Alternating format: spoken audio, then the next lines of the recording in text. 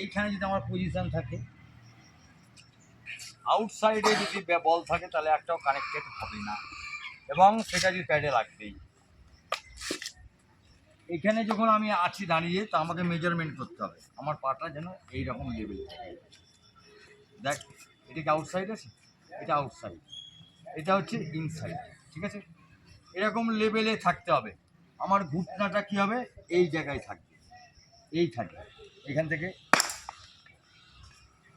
এই। বল দেখ দিয়ে কোথায় আসলো দেখ।